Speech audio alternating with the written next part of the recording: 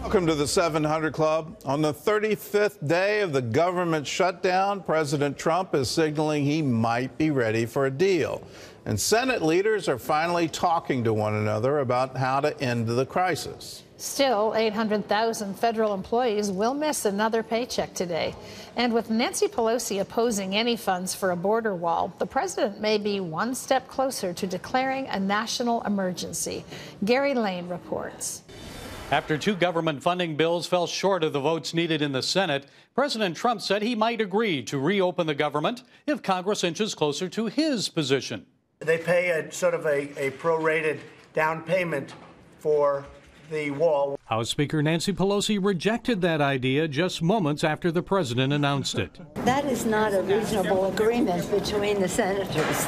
Do you know what he's talking about? What size down payment he's asking? I don't know if he knows what he's talking about. What about a 3-week prorated payment? I don't know what that means. The political impasse is now causing greater hardship for federal workers. 800,000 have not received a paycheck since the end of last year. Many of those affected, like air traffic controllers, are still working without pay as their mortgages and other unpaid bills pile up. This aviation safety specialist says he may be forced to look for another job. At what point do I resign from this agency?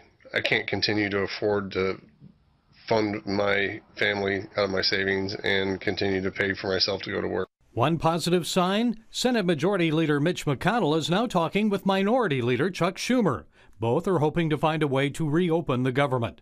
It comes as some Republicans begin to defect from party support of the president and the border wall.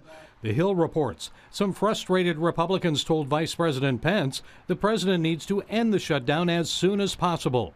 They reportedly told Pence the shutdown is not a smart political strategy. In the Roosevelt Cabinet Room, a reporter asked the president when he thinks the shutdown will end. That I can't tell you. But we have a lot of alternatives, but we need border security. That statement may indicate the president may be inching closer to declaring a state of emergency on the country's southern border. That would allow him to bypass Congress and build a wall with $7 billion worth of funds already identified. CNN reports the White House has reportedly already prepared a draft of the emergency declaration. Other presidents have declared states of emergency as allowed by the National Emergencies Act of 1976. But if Trump takes that route, it doesn't mean border wall construction would begin immediately. Democrats and landowners would likely challenge the action in court. Gary Lane, CBN News. Well, I have a modest proposal to end the shutdown. Why not have every member of Congress, all of their staff members, every member of the Senate, every member of the executive branch, all the various cabinet level departments, all of their staff members not receive a salary during the shutdown. If we had that, then they would join in with the TSA, with the Coast Guard, with everyone in Homeland Security and all our air traffic controllers, and they'd all be in the same boat. I imagine the shutdown would end rather quickly.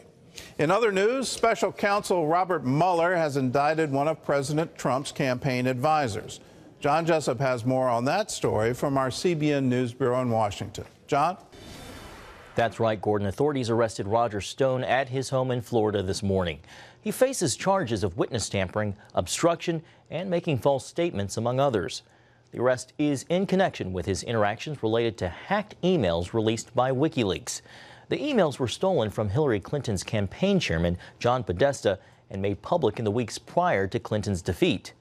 Mueller's team says Russians stole the emails and suspects Stone may have had prior knowledge of their release. The longtime Trump associate is not charged with helping Russia influence the 2016 election, and Stone denies any wrongdoing.